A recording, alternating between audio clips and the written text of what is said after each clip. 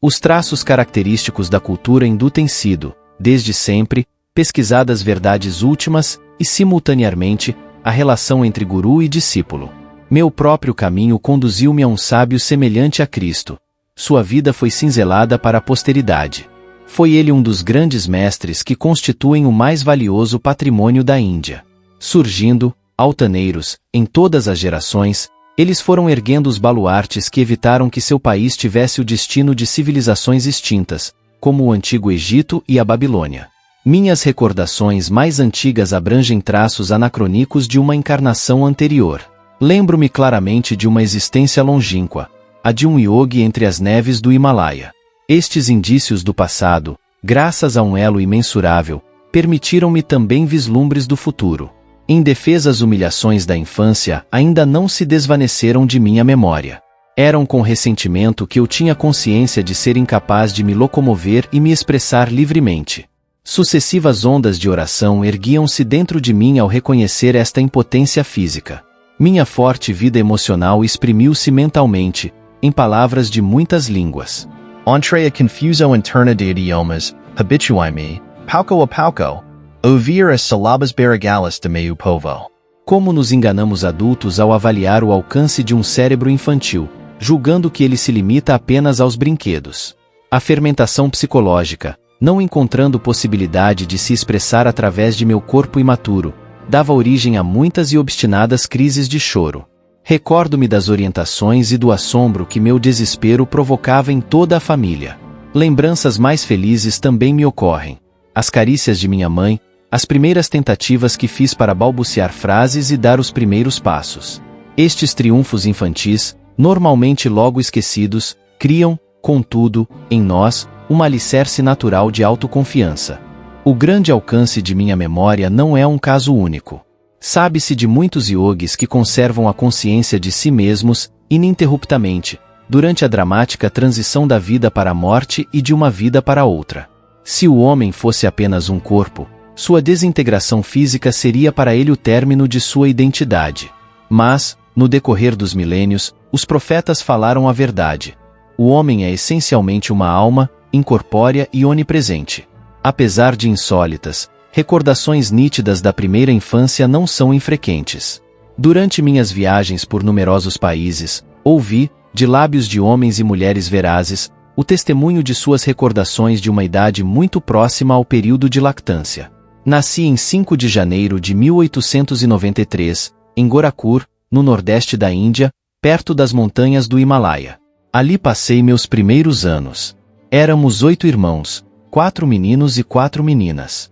Eu, Mukunda Lal Ghosh, fui o quarto a nascer e o segundo varão. Meu pai e minha mãe eram bengalis, da casta Kshatriya. Ambos foram abençoados com uma natureza de santos. O mútuo amor que os uniu, tranquilo e digno, nunca se expressou com frivolidade. Sua harmonia conjugal perfeita era o foco de serenidade em torno do qual girava o tumulto de 8 filhos pequenos. Meu pai, Bangabati Charangoshi, era bondoso e sério. Em certas ocasiões, mostrava grande rigor. Embora lhe tivéssemos muita afeição, nós, crianças, mantínhamos para com ele certa distância, que havia pela reverência. Notável em matemática e lógica, guiava-se principalmente por seu intelecto. Mas minha mãe era uma rainha de corações e educou-nos inteiramente através do amor. Depois que ela morreu, meu pai externou mais sua ternura íntima, e eu notei que seu olhar muitas vezes parecia metamorfosear-se no olhar de minha mãe. Foi pela presença de mamãe que tivemos os primeiros contatos agradáveis com as escrituras. Ela recorria ao Mahabharata e ao Rimia para extrair histórias que se aplicassem vantajosamente às exigências disciplinares. Instrução e castigo caminhavam de mãos dadas. Em sinal de respeito por meu pai, mamãe nos vestia cuidadosamente, em cada tarde, para recebê-lo ao regressar do escritório. O cargo que ele ocupava era equiparável ao de vice-presidente em uma das maiores companhias ferroviárias da Índia, a Bengal Nagpur. Seu trabalho obrigava-o a frequentes viagens e mudanças de residência. Nossa família viveu em diversas cidades durante minha meninice. Mamãe sempre tinha a mão aberta, generosamente, para todos os necessitados. Papai também era caridoso, mas seu respeito à lei e à ordem estendia-se até o orçamento doméstico. Em certa ocasião, Mamãe gastou com a alimentação dos pobres mais do que papai gastava em um mês. Por favor, só lhe peço que seja caridosa dentro de limites razoáveis. Mesmo uma repreensão suave de seu esposo era de grande gravidade para minha mãe. Sem revelar aos filhos seu desacordo com papai, ela fez vir uma carruagem de aluguel. Adeus, vou-me embora para a casa de minha mãe. Era um ultimato antiquíssimo. Romperam-se em pranto e lamentações. Nosso tio materno chegou no momento oportuno. Sussurrou ao meu pai um conselho, herdado certamente de algum sábio de antanho.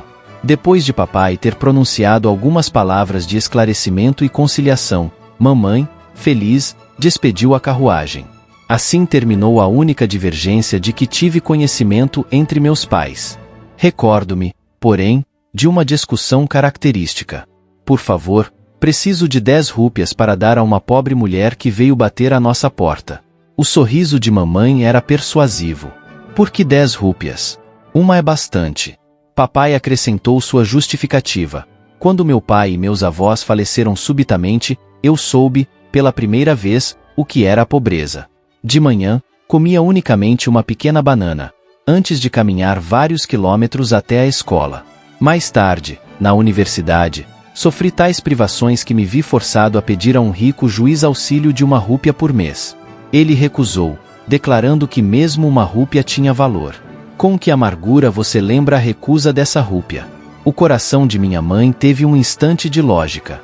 Você gostaria que essa mulher tivesse de recordar dolorosamente a recusa das 10 rúpias de que tanto necessita com urgência? Você ganhou. Como gesto imemorial dos esposos que se dão por vencidos, meu pai abriu a carteira. Aqui está uma nota de 10 rúpias. Entregue com os meus melhores votos de felicidade. Meu pai tinha a tendência de dizer não a qualquer proposta nova. Sua atitude perante aquelas desconhecidas, que tanto depressa conquistara a compaixão de minha mãe, era um exemplo de sua cautela habitual. Em verdade, a aversão a aceitar imediatamente é apenas um homem-agema ou princípio de reflexão necessária. Achei meu pai sempre justo e equilibrado em seus julgamentos. Se eu pudesse reforçar meus numerosos pedidos com 1 ou 2 bons argumentos, ele, invariavelmente, punha-me ao alcance do objetivo ambicionado, fosse uma viagem durante as férias ou uma nova motocicleta. Meu pai foi um disciplinador austero de seus filhos desde pequenos. Mas sua atitude para consigo mesmo só se pode classificar de espartana. Nunca frequentou, por exemplo, o teatro, mas procurava suas recreações em várias práticas espirituais e na leitura do Bhagavad Gita. Repudiava todo luxo e aderiu a um par de sapatos velhos até que se tornassem imprestáveis. Seus filhos compravam automóveis, depois que seus usos se tornaram populares, mas papai contentava-se com o bonde para ir diariamente ao escritório. Papai não tinha interesse em acumular dinheiro por amor ao poder. Em certa ocasião, depois de organizar o Banco Urbano de Calcutá, negou-se a tirar vantagens disso e não guardou para si nenhuma ação. Desejara apenas cumprir um dever cívico durante as horas de folga. Ele fez o trabalho de 3 homens. O contador informou a companhia. Tem a haver 125 mil rúpias, ou seja, $41.500 por compensações atrasadas. O tesoureiro enviou a papai um cheque com esse valor. Meu pai deu tão pouca importância que se esqueceu de mencioná-lo à família. Mais tarde, meu irmão mais moço, Bichu, ao ser informado de um grande depósito a seu crédito no banco, fez perguntas a papai. Por que me orgulhar com um lucro material? Papai respondeu. Quem procura alcançar o equilíbrio mental não se jubila com lucro nem se desespera com prejuízo. Sabe que o homem chega sem dinheiro a este mundo e dele parte igualmente sem levar uma só rúpia. Pouco depois de seu casamento, meus pais tornaram-se discípulos do grande mestre Lahiri Mahasaya, de Benares. Esta associação fortaleceu o temperamento, por natureza ascético, de meu pai. Certa ocasião, mamãe fez uma confidência notável à minha irmã mais velha, Roma. Seu pai e eu nos unimos como marido e mulher apenas uma vez por ano, como intuíram termos filhos. Meu pai conheceu pela primeira vez Lahiri Mahasaya por intermédio de Abhinash Babu, empregado de um ramal da estrada de ferro Bengal-Nagpur. Em Gorakhpur, Abhinash Babu monopolizava meus ouvidos infantis com absorventes histórias sobre muitos santos da Índia. Concluía invariavelmente prestando um tributo às glórias superiores de seu próprio guru. Alguma vez lhe contaram em que circunstâncias extraordinárias seu pai se tornou discípulo de Lahiri Mahasaya? Foi numa tranquila tarde de verão, quando Abhinash e eu estávamos na varanda de minha casa, que ele me fez esta excitante pergunta. Movi a cabeça em sentido negativo, com um sorriso de satisfação antecipada. Anos atrás, antes de você nascer, supliquei a meu chefe, seu pai, uma licença de 7 dias para ausentar-me do trabalho a fim de visitar meu guru em Benares. Seu pai ridicularizou meu plano. Vai se converter em um religioso fanático? Perguntou-me. Concentre-se em seu trabalho no escritório, se quiser progredir. Naquele dia, voltando tristemente para casa por uma vereda no bosque, encontrei-me com seu pai, que era transportado numa liteira. Ele despediu os servidores que o conduziam e passou a caminhar ao meu lado. Procurando me consolar, começou a discorrer sobre as vantagens de lutar pelo sucesso mundano. Mas eu o escutava distraidamente. Meu coração repetia: Lahiri Mahasaya, não posso viver sem te contemplar. O caminho nos conduzia à orla de um campo tranquilo, onde os raios do sol ao entardecer cercavam a ondulante elevação do capim bravo. Estávamos em admiração. Ali, no campo, a alguns metros de nós, apareceu subitamente a forma de meu grande guru. Bangabat, você é muito duro com seu empregado. A voz ressoava em nossos ouvidos atonitos. Meu guru desapareceu tão misteriosamente como viera. De joelhos, eu exclamava: Lahiri Mahasaya! Lahiri Mahasaya! Durante alguns momentos, seu pai quedou-se imóvel de assombro. Abhinash, não só lhe dou licença, mas também concedo a mim mesmo o fim de partirmos amanhã para Benares. Devemos conhecer este grande Lahiri Mahasaya, capaz de se materializar à vontade para interceder por você. Levarei minha esposa comigo e pedirei a este mestre que nos inicie na senda espiritual. Você nos guiará até ele? Sem dúvida. Eu transbordava de alegria ante a resposta miraculosa à minha prece rápida e favorável alteração no curso dos acontecimentos. Na noite seguinte, meus pais e eu viajamos de trem para Benares. Lá, chegando durante o dia, cobrimos certa distância em um trole e depois tivemos de caminhar por ruelas estreitas para atingir a moradia retirada de meu guru. Entrando em sua pequena sala, fizemos uma reverência ao mestre, assumindo a habitual posição de lótus. Ele piscou os olhos penetrantes e os levantou para meu chefe. Bangabat, você é muito duro com seu empregado. Suas palavras eram as mesmas que ele havia pronunciado 2 dias antes no campo de Gorakhpur. E acrescentou: alegro-me por haver permitido a Abhinash visitar-me e terem vindo você e sua esposa, em companhia dele. Para a alegria dos esposos, meu guru iniciou uma prática espiritual de Kriya Yoga. Meu pai e eu, como discípulos espirituais, temos sido amigos íntimos desde aquele memorável dia de visão. Lahiri Mahasaya manifestou particular interesse em seu nascimento, Mukunda, e sua vida estará com certeza relacionada com a dele. As bênçãos do mestre nunca falham. Lahiri Mahasaya deixou este mundo pouco depois de eu e ele haver entrado. Seu retrato, em moldura ornamentada, sempre permaneceu no altar de nossa família, nas várias cidades para onde meu pai era transferido por necessidade de serviço. Muitas manhãs e muitas noites nos encontrávamos, minha mãe e eu, em meditação ante o improvisado altar, oferecendo flores aromatizadas com pastas de sândalo. Juntando incenso e mirra às nossas devoções, honrávamos a divindade que se manifesta em plenitude em Lahiri Mahasaya. Sua fotografia teve uma influência transcendental em minha vida. À medida que eu crescia, o pensamento focalizado no mestre crescia comigo. Em meditação, eu via com frequência sua imagem fotográfica destacar-se da pequena moldura e, assumindo forma vivente, sentar-se diante de mim. Quando eu tentava tocar os pés de seu corpo luminoso, ele voltava a se transformar em fotografia. No período de transição da infância para a adolescência, aconteceu que Lahiri Mahasaya deixou de ser a imagem exterior encerrada em moldura, para surgir em minha própria experiência, convertido e ampliado em presença viva e luminosa. Em momentos de prova e confusão, eu costumava invocá-lo numa prece, encontrando em seu interior sua orientação consoladora. A princípio, me afligia por não ter mais neste mundo, em seu corpo físico. Quando comecei a descobrir sua secreta onipresença, já não voltei a me lamentar.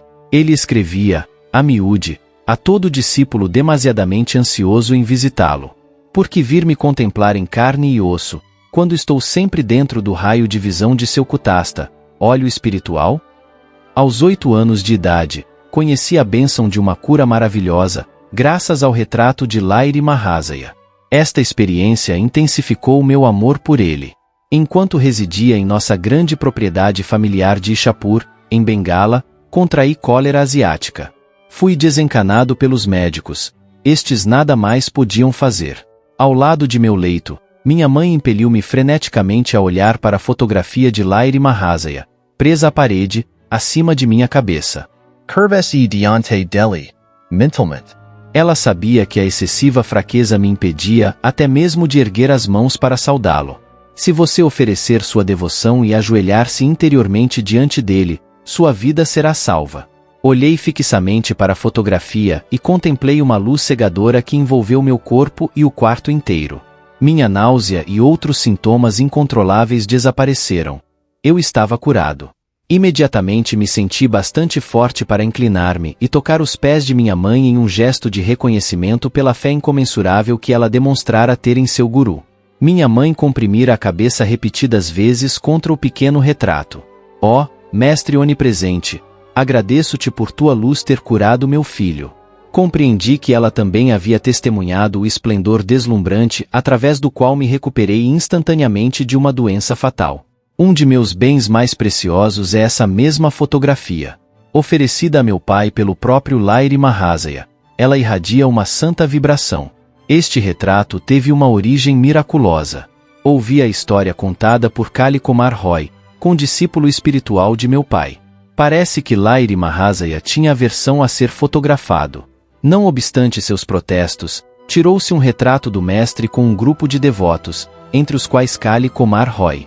Surpreendido, o fotógrafo descobriu que a chapa, na qual se divisavam claramente as imagens de todos os discípulos, apenas revelava um espaço vazio no centro, onde ele esperava que aparecesse a figura de Lahiri Mahasaya. O fenômeno foi amplamente comentado e discutido. Certo estudante, fotógrafo perito, Gangadhar Babu, jactou-se de que a fugitiva imagem não lhe escaparia. Na manhã seguinte, quando o guru se colocava em posição de lótus, num assento de madeira com um biombo por trás, Gangadhar Babu chegou com seu equipamento. Tomando todas as precauções para o sucesso, tirou-se frequentemente 12 fotografias. Em cada uma encontrou a impressão do assento de madeira com o biombo, mas a figura do mestre novamente havia sumido. Com lágrimas e um orgulho despedaçado, Gangadhar Babu procurou o guru.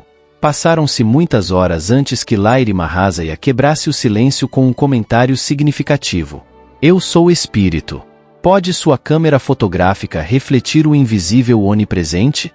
Vejo que é impossível, respondeu o fotógrafo. Mas, Santo Senhor, desejo ardentemente um retrato desse templo corpóreo. Minha visão era estreita. Até hoje não tinha consciência de que nele o espírito habita em plenitude. Regressa, então, amanhã cedo. Posarei para você. Diz Lahiri Mahasaya. O fotógrafo novamente posicionou sua máquina. Desta vez, a sagrada figura não se cobriu de imperceptibilidade misteriosa. Apareceu, nítida, na chapa. O mestre jamais posou para outro retrato. Pelo menos, nunca vi outro. A fotografia é reproduzida neste livro. Os traços fisionômicos de Lahiri Mahasaya, de casta universal, dificilmente sugerem a raça a qual ele pertencia. O intenso deleite de sua comunhão com Deus é levemente denunciado pelo sorriso enigmático. Seus olhos, semiabertos, indicam um interesse nominal pelo mundo externo e, ao mesmo tempo, semicerrados, revelam sua absorção na beatitude interior. Alheio aos míseros atrativos da terra, ele estava sempre desperto para atender generosamente aos problemas espirituais dos que o procuravam. Pouco depois de minha cura, graças à luz que se projetou através da fotografia de Lahiri Mahasaya, tive uma visão de grande influência espiritual. Sentado em meu leito, certa manhã, mergulhei em profunda concentração. O que há por trás da escuridão dos olhos? Esse pensamento inquiriu-me avassaladoramente. Imensa luz manifestou-se instantaneamente em minha visão interna. Divinas figuras de santos, sentados em posição de lótus em cavernas de montanhas, alinhavam-se como imagens de um filme em miniatura na grande tela de radiações surgidas do interior de minha testa. Quem sois? Perguntei em voz alta. Somos yogis do Himalaya. É difícil descrever a resposta celestial. Meu coração, estremecido, inundou-se de beatitude. Ali, como anseio ir ao Himalaia e tornar-me um devoto. A visão desapareceu, mas seus raios prateados expandiram-se em círculos cada vez maiores, até o infinito. Que maravilhoso esplendor é este! A voz parecia vir de nuvens murmurantes. E eu sou a Swara. Eu sou luz. Quero unir-me a ti. A voz parecia distante, e o lamento de desvanecer-se em meu divino êxtase deixou-me com uma permanente inspiração para buscar a Deus. Ele é a alegria eterna, sempre renovada. Esta lembrança perdurou muito após o dia do místico rapto. Outra recordação notável da minha infância, que ainda carrego como uma cicatriz até hoje, ocorreu certa manhã, bem cedo. Minha irmã mais velha, Uma, estava sentada comigo sob uma árvore de neem em nossa casa de campo em Gorakhpur. Ela me ajudava a estudar minha primeira cartilha em bengali, enquanto eu, distraído, olhava alguns papagaios que estavam perto, bicando frutos maduros de amarguceira. Daya Mata. As vibrações de paz e amor divinos nesses quartos são arrebatadoras. Satya Charan Lairi, outro neto, construiu em Benares um Guru Mandir, templo, onde se venera uma bela estátua de mármore de Lairi Mahasaya. Noted SRF? Minha irmã, Uma, queixou-se de certo inchaço em sua perna e foi buscar um frasco de unguento. Eu untei meu antebraço com um pouco da pomada. Por que esfrega remédio em um braço sadio? Perguntou Uma. Bem, irmã, sinto que amanhã vou ter um furúnculo. Estou experimentando o unguento no lugar onde a inflamação vai aparecer. Menino mentiroso. Respondeu a irmã. Não me chame de mentiroso até ver o que acontecerá amanhã. Eu estava indignado. Ela, sem se deixar impressionar, me chamou de mentiroso 3 vezes. Minha resolução era inflexível como diamante, e com firmeza em minha voz, eu lhe dei esta resposta. Pelo poder da vontade em mim, afirmo que amanhã terei um enorme furúnculo exatamente neste lugar do meu braço, e o seu furúnculo estará 2 vezes mais inchado que hoje. Na manhã seguinte, encontrei um valente furúnculo no local indicado. O da Uma tinha o dobro do tamanho. Gritando agudamente, minha irmã correu para minha mãe. Mukunda convertu sem nigramat. Com gravidade, mamãe me instruiu a nunca usar o poder da palavra para fazer mal. Sempre recordei esse conselho e o segui fielmente. Um cirurgião fez a incisão no meu furúnculo. A cicatriz notável, até hoje visível, mostra onde o médico fez a incisão. Em meu antebraço direito, existe um sinal memorável do poder imanente na límpida palavra do homem. Aquelas frases simples e aparentemente inofensivas de Uma, pronunciadas com profunda concentração, possuíam força oculta suficiente para explodir como bombas e produzir efeitos definidos, embora prejudiciais.